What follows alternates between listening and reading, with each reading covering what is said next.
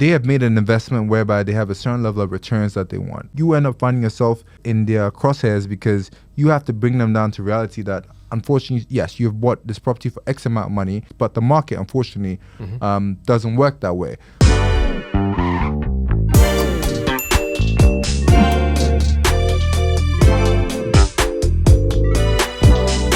Hey guys, welcome to the Sound of Accra podcast. I go by the name of Adrian Daniels, and if this is your first time listening, this is the show where we chat with top Ghanaian entrepreneurs, founders, and creatives with the goal of leaving you with meaningful takeaways for you to apply in life, business, and your career. Just before I introduce today's guest, I want to get into some housekeeping. So for today's show notes, I want you to head over to thesoundofaccra.com/IVI.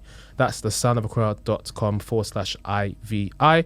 If you're watching on YouTube, please hit that subscribe button, leave us a comment, and hit the like button. If you're listening on Apple Podcasts or Spotify, please leave us a 5-star review. That's very much appreciated. So today's guest, I have today Maurice. How do I pronounce your surname? Aouad.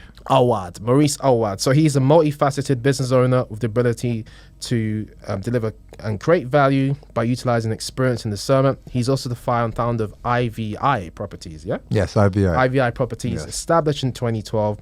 Its main purpose is to offer tailor-made property solutions by helping property owners with underutilized portfolios develop an alternative income stream, and in turn offering inbound travelers to top destinations worldwide real value for their money by renting on a short-term basis fully serviced luxury apartments in fantastic and convenient locations. Is it just luxury you just do? Or? No. So again, luxury, yeah, I try my best to hit the mid-range, but again, it's just mid-range being a very speculative thing because, again, what's luxury to you may not be luxurious to another person. So that phrase, I don't know. I'm still a bit iffy about that phrase. So that's all right. Well, Maurice, welcome to the show. Thank you so much. How you feeling, man? I'm all right. It's excited to do this with you. It's important to try to shed as much light as we possibly can to the amazing country of Ghana and specifically Accra. I feel as if there's quite a bit that is going on. So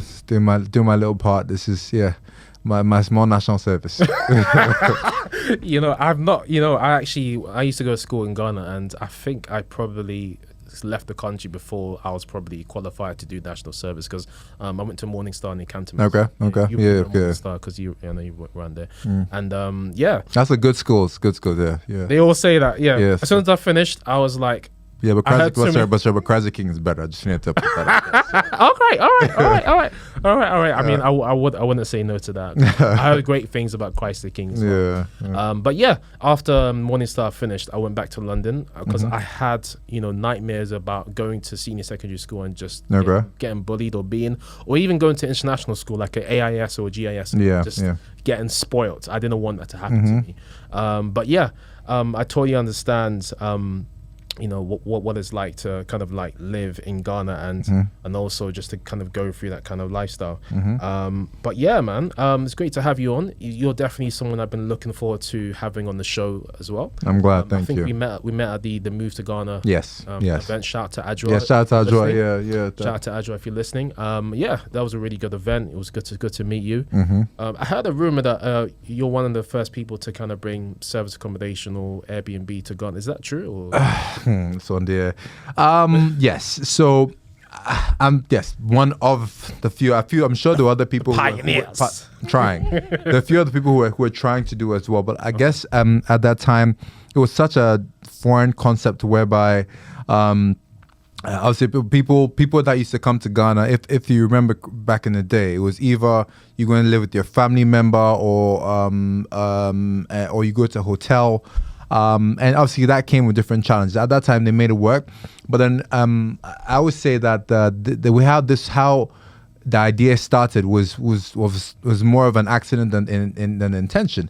Because at that time, I remember I was working with the developer, and there was a project that we was working on, and we're trying to help him get it sorted out. And I remember he finished his property, and he was trying to go for the regular leases that other people were doing. So back in the day, the traditional leases were the long lets. So you build a property or you buy a property and you want the regular 1 year, 6 months, blah, blah, yada, yada. But I remember I had a friend coming and the friend was saying he needed a place. So I asked my mate, I said, listen, we're done with this place. We're waiting for 1 year. He's going to come, but can I put him in here?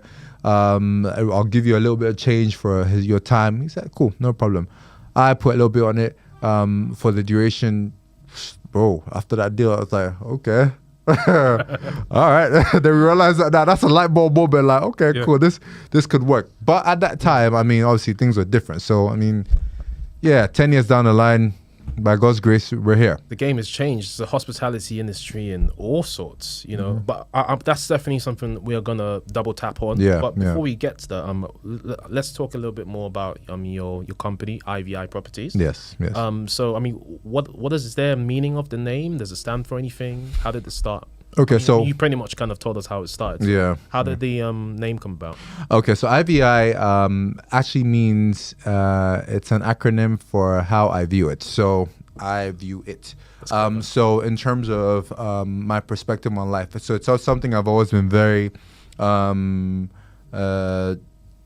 particular about, because I believe that if you don't stand on your own belief, then obviously anybody can tell you something and you just go in that same direction because you don't have the confidence to believe in what you're saying. So for me, I take what I'm saying very seriously. So if I say it's X, you can tell me it's O, you can tell me no. As far as I'm concerned, it's X. So that's what IVI means. That's how I view it.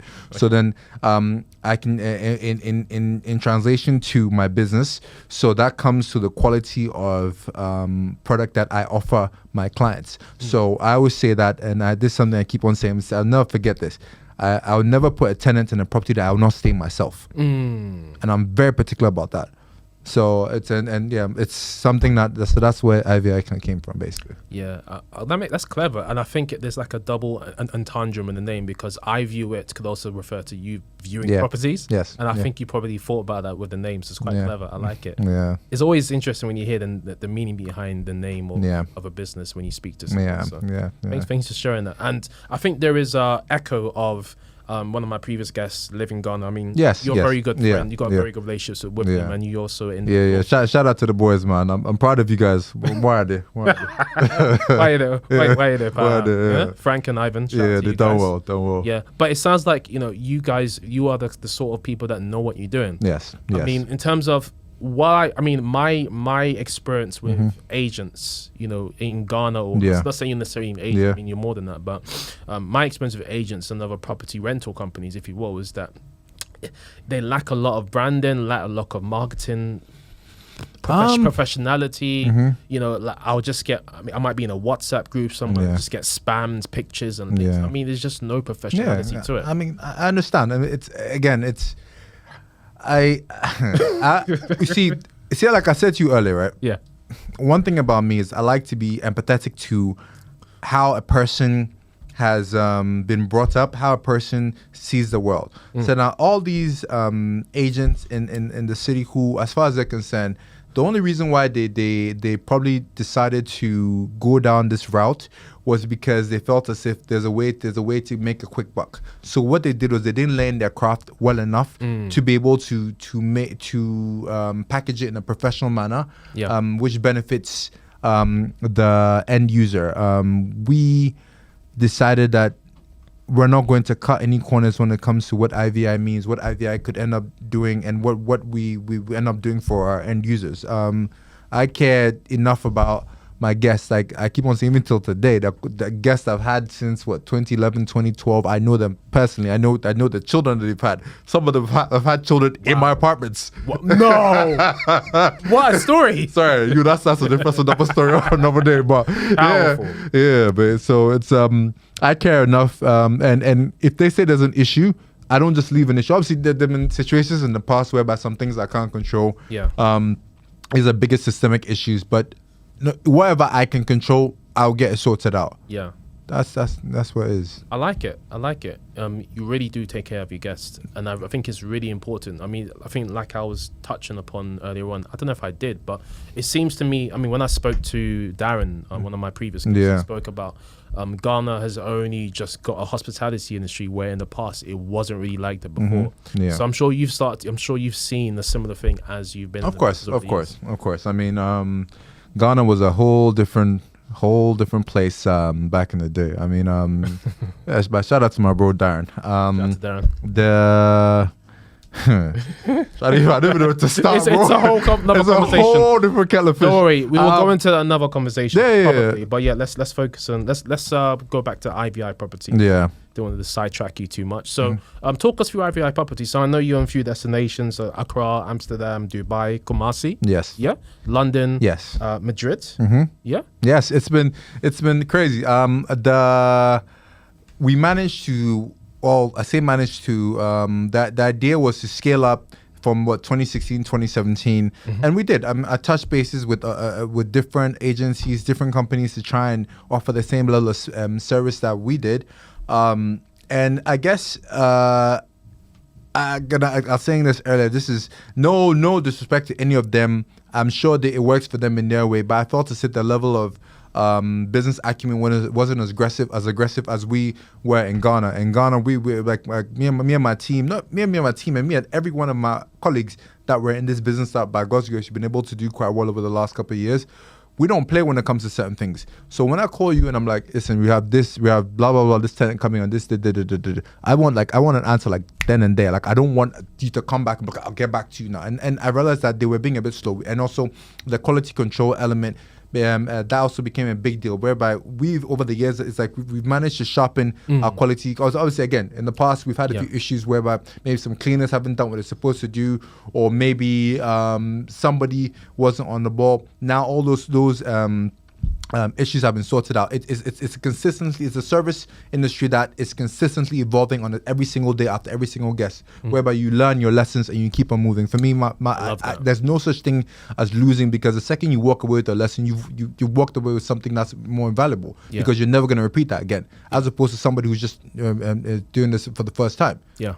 That's just how we are. Maurice, I love how you really focus on your craft and you take it so seriously. I mean, I stayed at an Airbnb in Egypt a few years ago and in Cairo, and it was so bad. Like, it was so bad, and it didn't match up with what was being advertised, that it's left an impression on me for years later. Yeah. And I think you've realized how important it is for that first touch. I agree. Customer, not only just for your reputation, but also for repeat business. Yeah, repeat business as well. But at the same time, too, you need to understand that somebody is going to invest their time and their money in you. The least you could do is respect them enough to give them something that they're paying for. I mean, when it comes to customer service and value for money, it's something I try to take very seriously. So yeah, that's whoever that is. Cairo, Egypt, beautiful place. You should have been done better. Accra is something I don't play with like that. The second I land in my city, like nah, like everybody knows this for a fact. I don't play with my city, and everybody who is there, everybody around me has the same level of energy towards it. We love our country so much so that we make sure we represent it as well as we possibly can. So it's up to you to do that, because if you give somebody a substandard property to live in, okay, they'll stay there, no problem. But then they've made a mental note to themselves that I'm not coming back here again. Like, do you understand? Then so then who are you ultimately doing? Essentially, you're doing you are cutting your nose to spite your face. That's bottom line. What's been one of the biggest lessons that you've learned through running Ivi Properties and letting out? Lessons. Is there like a lesson that stood out, that like you made a mistake in the past? Okay, so how it works is I think for me my biggest lesson, if I'm being honest with myself, is the relationship that I've had to learn how to develop with my property owners and my arbitrage partners, because they would have been they have made an investment whereby they have a certain level of returns that they want. The toughest thing that you have to do is you need to find you end up finding yourself in their crosshairs, because you have to bring them down to reality that unfortunately, yes, you've bought this property for X amount of money, and they said, and when you were buying it, you were promised these level of returns, but the market, unfortunately, doesn't work that way. So I've had very tough conversations. I've had issues whereby some things are not my fault, some things are the other party's fault as well. It just happens. Sometimes life happens. I've had to, humble pie has happened. I've had to eat humble pie multiple times, and just keep it moving, because again, that's just part of the game. You need to be honest with people, and they unfortunately may not take it as well as you'd expect them to take it. But again, if you're honest with yourself, you can walk away like, you know something, this isn't my fault, but you know what, this is what the market is. That's the biggest lesson for me so far. Okay, so what I took from that, Maurice, is just the challenges or some of the problems you faced was not necessarily maybe properties within the, but not necessarily problems with guests that had issues with the property. It was more about the returns that they were promised. Yes. Is that returns that were promised from the developer that they bought the property from? Yeah. Or was it more from what you promised? You guys? No. So the returns. So the I think let me clarify. Yeah. So I'm speaking in reference to the arbitrage partners I have. So for example, the vendors I take their properties from, it's very important that you give them a certain level of returns. But at the same time, too, you can only do so much based on the market demands. Okay, so basically you're saying that we're going to do our best to try and get you the highest, and also you got to take your cut as well. Yeah, take your cut as well. But at the same time, it's based on the market things. And another issue that I tend to have is again having to bring them back down to reality when they're trying to jump on trends. Like I don't think we would have been there for 10 years if we only jumped on trends. Like for example, so people are coming to Ghana during Christmas, this and that, year of return, blah blah blah. So let's spike the price by 50%. I'm sorry, I don't price gouging is something I don't do. I cannot. Sorry, IVI doesn't do price gouging. I'm sorry if that's a problem. We don't, because what you're doing is that automatically you are yes, you may get the booking, that one-time booking, but that client won't come back again. I want the client to come back again. I want the client to pick up the phone and call me again if they're making a property purchase and they want advice on it. I feel as if there's a long-term play that needs to be put in people's mind, and they stop thinking short-term. Absolutely, short-term sacrifice for long-term gains. Yes, you're thinking about the long-term and not just the short-term wins. I love that, and I think it's really important in this industry as well. Yeah. Whilst we're in this arena, Maurice, let's talk about the year return, and then let's contrast that with COVID. So how did you do in the year return period compared to when COVID came in the year before? It must have been like a roller coaster period for you. Oh yeah, that was wild. That was wild. The year return was I'm sure my guys will be watching this right now. They're laughing because they know what we went through. It was ridiculous. Like we had multiple bookings, so many bookings, and we did our best to put as many measures in place to try and give the best optimal guest experience as we possibly could. But sometimes some things happen that in your mind you'd be like, what? Like, should I be like, what's this? Like, you'd be sat there, then all of a sudden the lights will go off, and or the water will stop running, or the internet will stop working, right? And these are minor things there. But when you have multiple guests over 30, 40 different apartments booked at the same time, every single issue is greatly blown up, because in your mind you want to try and make sure you and obviously little things whereby people want things done. Then you contrast that to COVID, and this is why I'm saying that this business, if you don't have the resilience, you can't withstand it. Because during the COVID period, ironically, it was actually one of my best years. It was actually one of my best years, and I found it.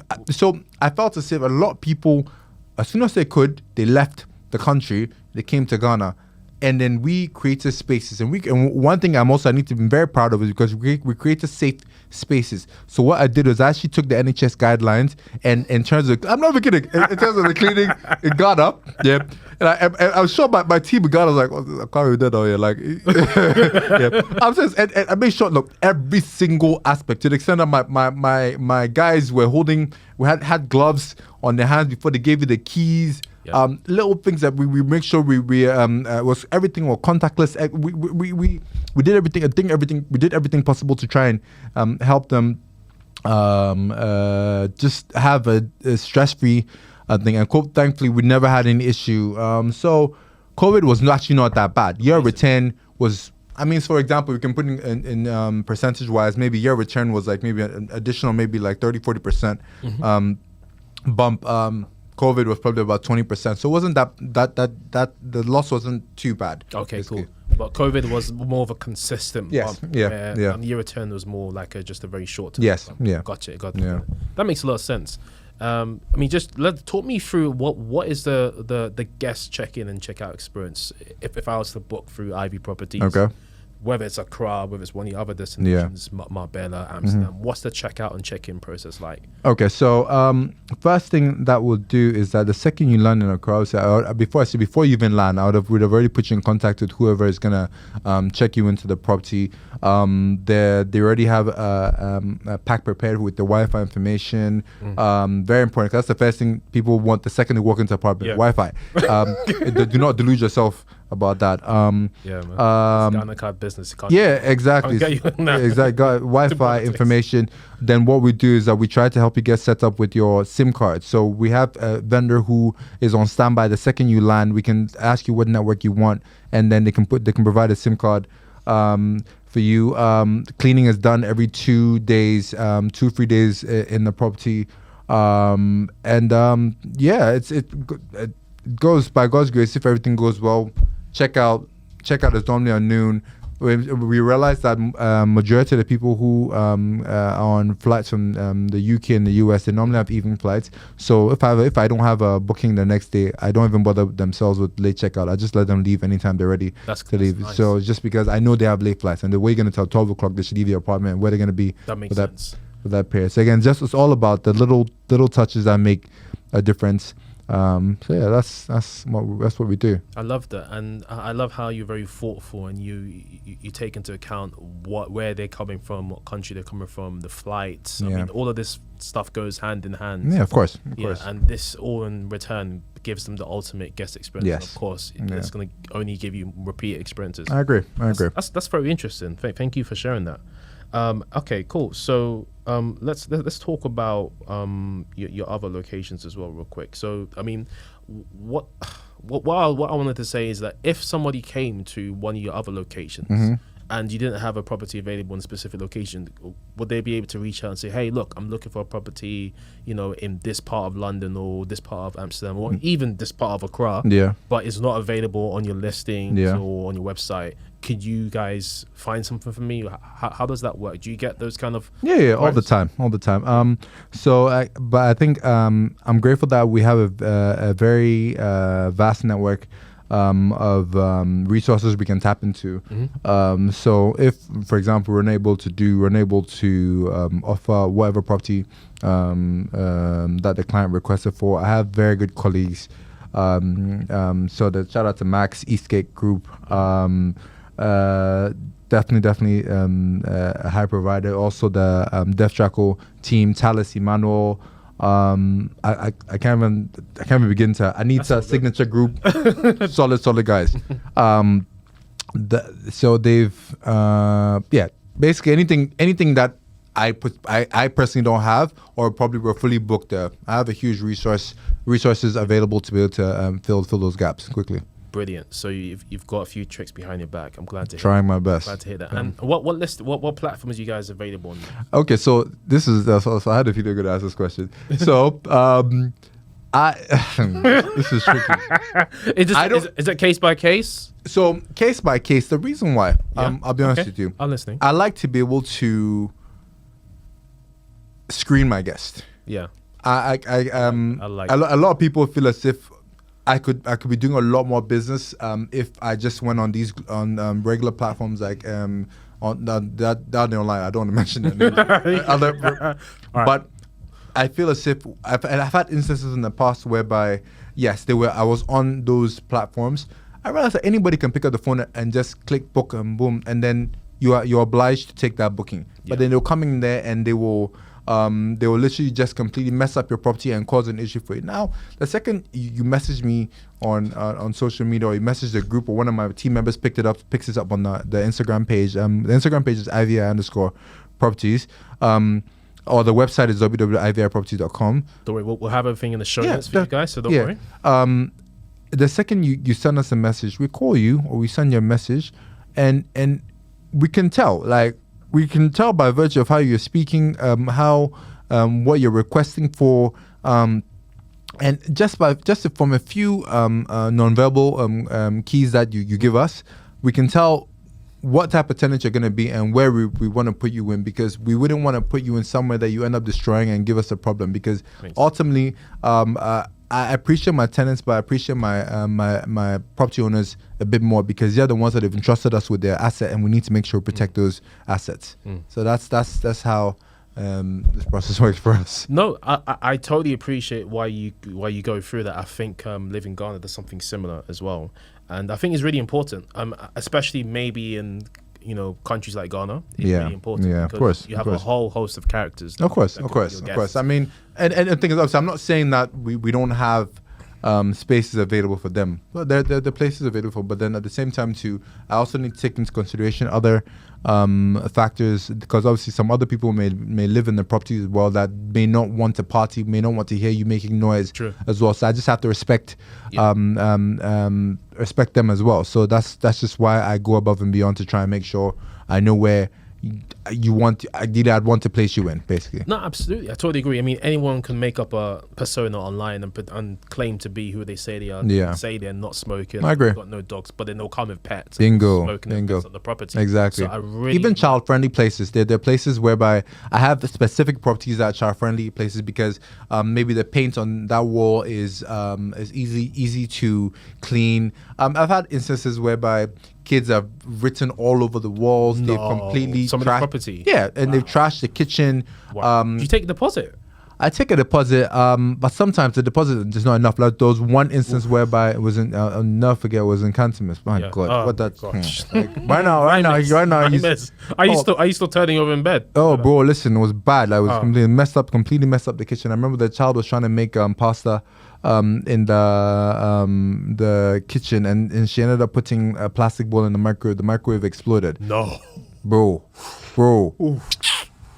listen. I had to pay for that, bro. I had to pay for that. That was yeah. So from that point on, I'm like, you know what? Cool. So when I know that they're younger kids, I know there's some certain properties that there are certain things that are in certain positions. Like, for example, a microwave is in a higher. It's so depending on the placement of the kitchen. Some kitchens have it at in 1 meter range. Anything with a kid booking, make sure the microwave is over 1.5 meters, if I remember correctly. We set the guidelines a couple of years ago. But yeah, all these little things you need to be intentional about. It. Even we go as far as checking the quality of the pillow that you lie on. So it's something people don't think about, whereby we literally tap the pillow just before to make sure it's comfortable enough for you. Like we try our best to. Charlotte, this is forensic examination. I like it. We try our best. Nah, I have to applaud you. I mean, this is a fantastic level of detail that you guys go through to make sure that the property is ready for your guests. Yeah. And I think it's only going to bring back more guests to rebook with you. But yeah, I mean, I definitely understand why you said that in this industry you need to have a lot of resilience, because when something like that happens, when you said the microwave exploded in the house and you had to take care of it, in terms of your money, you had to come out from your pocket. You're gonna think, is this worth it? Should I keep going, bro? I've just lost that X amount. But you've clearly gone through those storms and you've withstood it. So I have to take your hat off to you. I honestly have to. Honestly, wow, what a story. So yeah, I mean, talk me through some of. Let's move on in terms of the show. Talk me through any, is there any kind of pitfalls that people should look out for when they're kind of booking properties, rental properties in Ghana or any other locations in the world? Because I know you're internationally, not just Ghana. Yeah, I think I like to focus on the Ghana, Accra, so people a bit more. That's right. That's fine. So one thing you should always take into consideration is for example, location of where you're booking. Location. if you see something online on these global market sites, whereby they say it's what 5-10 kilometers from the city center, like, mate, listen, 5-10 kilometers could mean Kaswa, or there's nothing wrong with Kaswa, but when you are coming to Accra to come to party and whatnot, you need to understand that that journey in the middle of the night after you've had a bit to drink, it won't be pragmatic. It's not safe as well for you. So you need to think about the location that you're going to. Safety is an important thing. Please make sure anywhere you book has 24-hour security. And I'm not saying this because Ghana is dangerous. No, far from it. If anything, it has more to do with the fact that you want that level of security within your stay. You want somebody, you want to know somebody has your back. Like for me, wherever I go, I need to make sure somebody's there looking out from my back just little things like that. You need to make sure that there's a cleaning regime in place. And obviously, again, all of this is a lesson I learned in the past, whereby my cleaners didn't necessarily know what they were doing. I had to literally show them, okay, if you see a table, don't just clean the top, look underneath the table, look on the side. Just little details like that. Blind spots. Blind spots. It's just all those things make a huge difference to your stay. Just the general management of it. You just want to make sure when you go there, you have that peace of mind. Okay, I've gone into my apartment, and this is sorted out.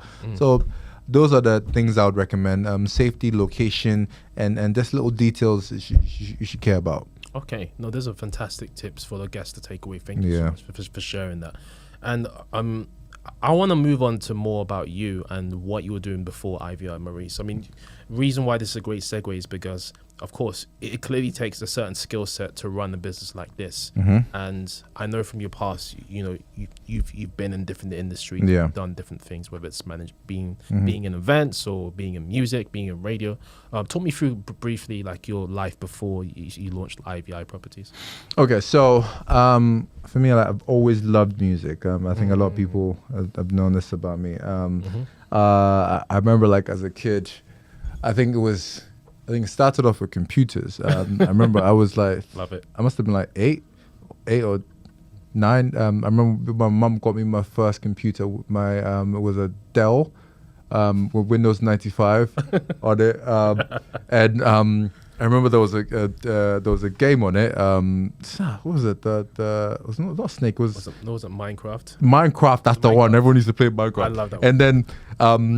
So I remember, I don't know why, back in the day, I think by God's grace, we're slightly privileged whereby we had an internet connection in the 90s, and dial-up internet. Same. Yeah, dial-up internet connection. So I used to go on chat rooms. I don't know why a 9-year-old child was going on chat rooms, and I learned how to program on MS-DOS. Wow. Yeah, like it was a long time ago. So I remember I used to program video games, very, very random, silly video games. So then from that point, my love for computers grew from that point on. And then love for music too as well. Then I remember LimeWire came. LimeWire. Bro, listen. It's like 20 years. Yeah, the LimeWire was...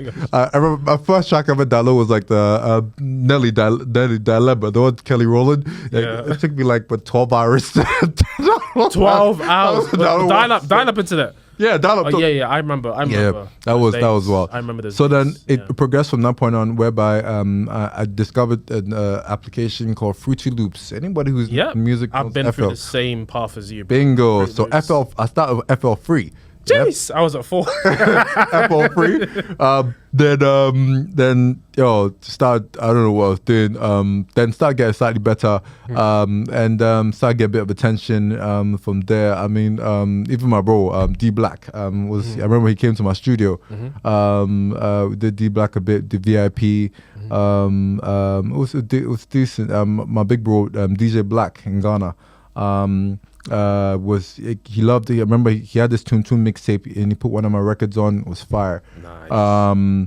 Then decided to go into DJing naturally. Nice. Loved music, man. It was decent. You don't want to go down the producer road instead? No. I mean, the producer role was all right. I had my little studio for a bit. Okay.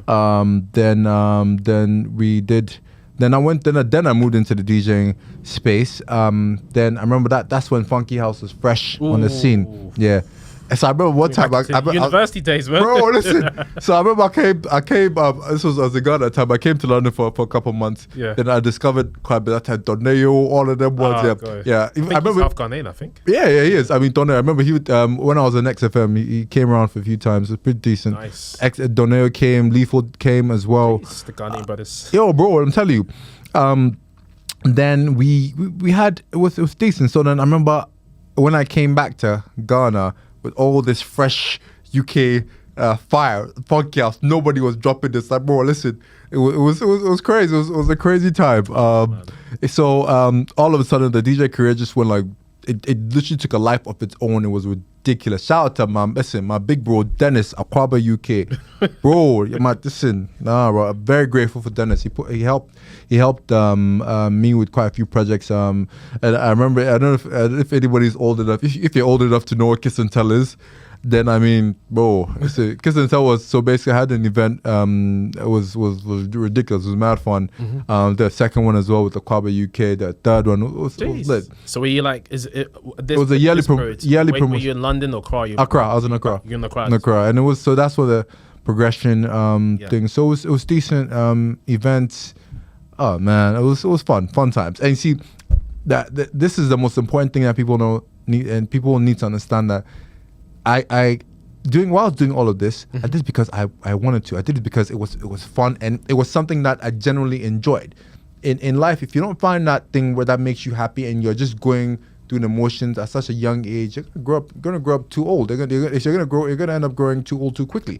I mean, be very intentional with your life and if you can, I know some people, unfortunately, maybe situations may not allow them. But if you can, live your life. Like mate? There's no part two. Like there's literally no part two in this. Like there are no bunk beds and coffins. Like sorry. I like that term. Well, you've definitely had quite a life that you've lived.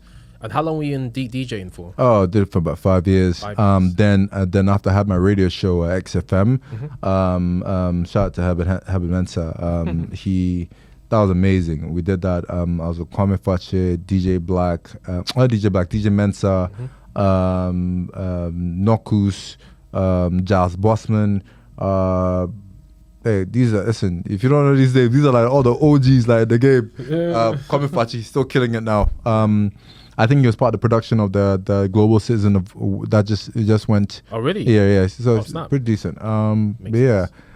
So it's pretty. Then from that point on, I was still dabbling in tech, but we'll talk about that. Yeah, maybe that'd be another conversation. Depending on how much time you have. Man, you've lived quite a life. I must admit.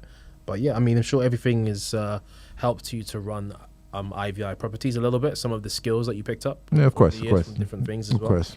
And what was the? Did you have a payment system as well? What was that? Yeah. So basically, Drummer Box was the brainchild of a very silly conversation that we had, whereby I remember I was trying to buy something online. There was a bit of equipment I was trying to buy online from Ghana. I had money in my Ghanaian bank account, but in order to buy it to buy it in America, I had to find a way to send the money to my cousin in the States and let him buy it and send it. So I said to myself, no, that's too much. I said to myself, this is ridiculous. So obviously, every entrepreneur knows that. I'm not coming from any corny perspective. This is actually a fact. Every entrepreneur knows that the biggest way for you to create opportunity is to look for a problem, and then once you find a problem, find a solution for that problem.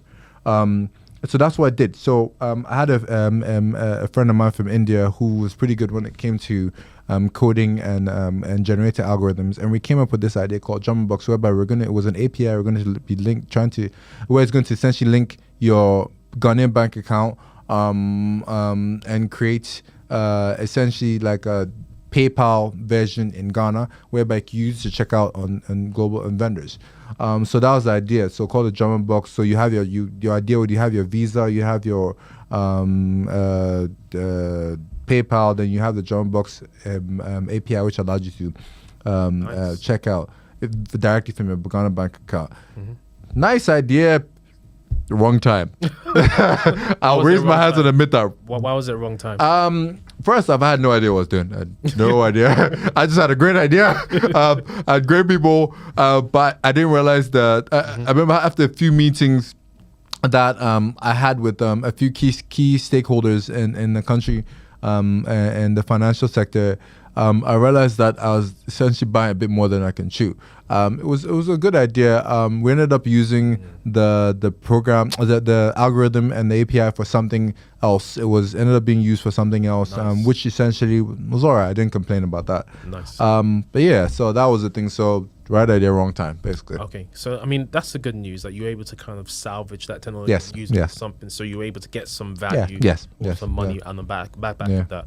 But I find it quite interesting how you said that, great product, but wrong time. But you were still able to kind of like turn it into something, of course, special, which was great. And did you not continue on with it because you hit some walls? You hit some brick walls? No. I don't think that was the reason why I didn't continue.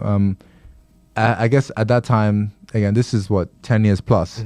Young man, about time, just life happened. Yeah. And I guess in retrospect, maybe I could have chosen it, but then that would have taken me down a different path. But there was so much going on at the time, I didn't have time to stop. I was like, let's just keep it moving. You're good at this. You've always been very creative. Makes sense. So I didn't complain. I mean, anybody knows this. I've always had a very artistic outlook to life, and my perspective on things slightly different. So I mean, it is what it is. Okay, you cut your losses and you let's keep it moving. Great. Okay, great, awesome. Let's take it back to property quickly. So of course, I mean, you've been running Ivi Properties for quite some time now. You've seen the industry grow. You've seen the hospitality industry evolve. You've also seen a lot more of the diaspora come in, expats and outsiders. I mean, I don't know that's the best word to use. But all kinds of people come into the country. Accra and outside Accra, outside to get more populated. Do you have any concerns in terms of where the industry is going in terms of the real estate market, in terms of like lettings and also like people buying properties because properties are getting more expensive and the diaspora and other economical factors are driving up the value of properties, and two, what challenges do you think that you and maybe other agencies may have because of the way people are coming into the country like this? Is it going to be more difficult for you to compete in the market? Okay, so I don't think that the price points are going up. If anything, I feel as if that they're flattening out and they're becoming a bit more realistic now. There are quite a few developers putting up amazing developments in Accra. You have the likes of Beaufort Properties. They have a property in Airport Residential, Pinewood. Price points are making making sense. You've got Clifton, you've got Lennox, you've got Signature group going as well. There are quite a few I can name. And they're doing amazing things whereby they're offering value for they're basically offering value for the whoever is investing in the property. Now with the diaspora coming into Accra, first and foremost, I think I need to clarify something that what's happening now is Ghana isn't like a destination country like Bora Bora, Maldives. Ghana, the ideology of coming to Ghana, it transcends that. And what's happening right now is that people who have been either you're Ghanaian or you're somebody who relates to us, you come to Ghana for the first time. Then I would assume the experience would be, oh, okay, it's a cool place. Then after a while, after a few days, a week, realize, no, wait, this is actually a really cool place. Like this isn't just a holiday place. This could be home for me. Come again. Then you realize this actually is home. Ghana ends up being a second home to a lot of people who end up coming in a place whereby they can relate to. I've met people who they're from America, and specifically from America. When I speak to them, the African Americans, they end up adopting Ghana as their second home only because they realize that it's a place that the vibration is something that they can relate to, and I think it's something that as Ghanaians we were able to give that off quite easy. It can come from anywhere in the world. The second you walk into Ghana, you're not a black man, you're not a white man, you're just a man. And then it's such a nice feeling. And nobody's gonna obviously not nobody. They're gonna have somebody maybe at the airport trying to bump you with a taxi ride, a little bit extra. But apart from that, yeah, just slightly. Comes in the territory. Yeah, it comes. But the second you get in the mix, like it's look you have major players who will literally just walk around in the city, yeah, and Ghana, they don't care if you're Jay-Z, Beyonce, whoever. So far as you're just walking the city, you're one of us. Nobody's gonna be all over you. Ghanaians are like that. That's what it is. But then that's just what makes a city, because it makes you feel at ease to just walk around freely. Like a year of return. Yeah, I remember you sat there and you have superstars, global superstars, just chilling.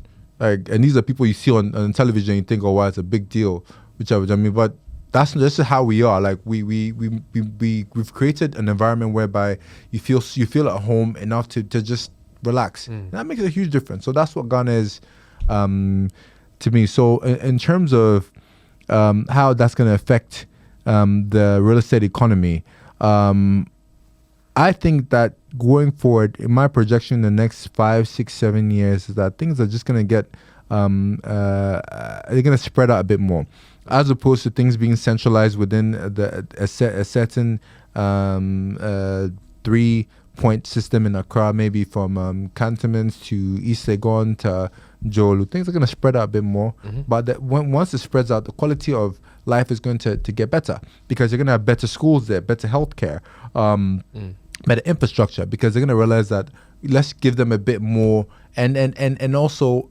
it's going to be a mixing pool of minds, because then the people around there are going to realize that how they were doing things a couple of years ago, they may need to improve it, because they feel as if there's the people who are in the new people in the area now are a bit more discerning. So that it's like slowly and surely things are gonna get better. So yeah, that's my opinion on that. Interesting perspective, and I think I like how you mentioned how things are gonna be a bit more spread out, because I mean, I know people like Nana Kwame Bediako, projects like Petronia City, of course, which is in Sekondi, Takoradi. Yeah. So you could probably see in the future, you're probably going to have more people maybe go out of Accra a bit more, and this rapid urbanization in Accra is probably going to die down. And okay, so I mean, you've done pretty well for yourself. You picked up some awards. Yeah. Yes. Thank you. We won the 40 under 40 for hospitality. Well done. Yeah, thank you. And that goes to show that the IVI principle of going the extra mile to care about how the guest experience and guest experience, and also not just seeing a guest as a number on your checklist, as a human being. Like I teach each and every one of my staff members to care enough about who's in it, and also they're able to read in between the lines. So that's what the IVI experience is. Congratulations. I mean, it seems like your hard work and your focus and attention to detail. Thank you. Has reaped good rewards. So yeah, man, well deserved, and I'm sure more rewards are coming your way. Amen. What does the future look like for IVI Properties, Maurice? And you as a person as well, what does that look like? Because I know you have other ventures as well. Yeah. So I think we saw IVI. So I think I would just like to continue delivering this level of service that we've been able to do for the past decade, and continue to grow as much as we can. And we will also try and ride out with whatever wherever the world throws us, I feel as if we can take it. So because people change, you're going to have a new crop of renters who will start booking your properties in the next 3 years. So what appeals to them? And so this is up to you to figure out what do you need to make their stay enjoyable. So that's what's new that's what I'm hoping we can position ourselves in the next couple of years. In terms of me personally, I feel as if I honestly would like to do as much impact entrepreneurship as I possibly can, and go into consultancy or a bit of coaching as well, because I see a lot of young people. I speak to them every day. You have maybe one or two people who direct message me on social media, and they generally have questions. I agree. I remember a couple of years ago, I didn't have enough time to actually bother answering them because I was busy. But I was like, you know what? If somebody's generally wants he wants an answer, he wants you to acknowledge him, he wants you to take your time out of your life to just listen to wherever he is. He may not necessarily want anything, he just wants a response. So that's what I do. So that's why I think that's the next trajectory I'm going to try and go and see how best I can try and help young entrepreneurs not necessarily make money, but align your thought processes enough to be able to help you see things a bit better. Discernment is something that I think I've been blessed with, whereby I don't just listen. I don't take things on face value. I don't. I make sure that I read the room properly, and I read whoever I'm dealing with, or there's a time to listen and a time not to listen. And that's another thing people don't realize, that yes, it's easy to turn on the TV, look on your phone, and be impacted with what you see and what you hear, but sometimes the time not to listen or reading between the lines. So that's what I'm trying to teach. It's powerful. That's powerful. And I'm not surprised you said that, because on the industry that you're in, you have to do a lot of due diligence. Yes. So I think it kind of comes from within, and you probably take that into your personal life and other ventures that you have. I'm really excited for the future. I'm really excited. And you seem like a very motivated person, and also someone that wants to aspire to excellence. So I think you're going to leave a great legacy, and hopefully we're going to see some kind of mentorship program, or what it is that you want to do. The others that are looking up to you and reaching out to you. Just some final thoughts, Maurice. Was there anything coming up? Any announcements that you wanted to share with the audience? Like I said, it's the next thing most probably would end up being some form of coaching or mentorship program for young people. It doesn't have to be young, it can be anybody. I've seen too many mistakes made because if either someone doesn't feel as if nobody's listening to them, or probably maybe they don't know how to express themselves as well as they probably should. I'm learning every day. I read as many books as I possibly can, and it's just I want to care enough. I want to be there, and I want to care enough for the next person, so I can make an impact. That's what I want to do. Generational impact. Powerful. Really love having characters like you in my show. It really does have a amazing domino effect, and encourages me myself. I'm glad I was able to do this with you. I really enjoyed this. Thanks. So in terms of leaving some tips to the audience, in terms of people that maybe want to go in a similar path, or go into real estate, or whatever it is. I mean, you mentioned something that you do preach as having a pragmatic approach to controlling your future. Yes. Is there any tips or any final thoughts you want to leave with the audience in relation to that? It's easy to say that your primary objective in life is you want to be rich.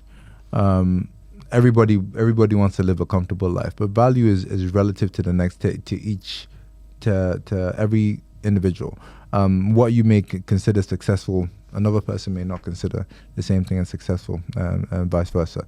I would just say that you need to look at your life right now and be very critical in terms of, this is where I am right now. What minor incremental steps can I take which are consistent and sustainable? You don't want to do something, you don't want to quickly just reach a crescendo and come flat back down. That doesn't work. I've seen too many people make that mistake. My advice is that small, steady, incremental steps, and it doesn't have to be small. Even if you every single year in your life you take a step back and think to yourself, okay, I've done X, Y, Z. How can I increase it the next year by 20%? Take a 20% or even 15% increment in your life every single year. You look back and you fortify your foundation. and that specific word, foundation. There are a lot of mistakes. A lot of mistakes are made by virtue of the fact that people don't have fortified foundations to be able to support them when they fall down. And that's the thing. Life. No matter, I don't know anybody who is worth their salt, who's done anything worth talking about or worth looking into, who hasn't had any challenges in their life.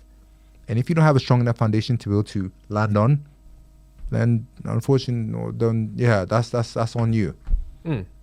Wow.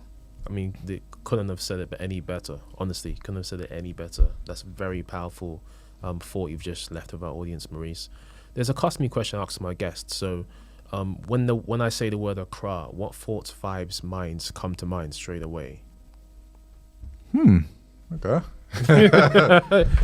Yeah. Accra. Hey, Accra.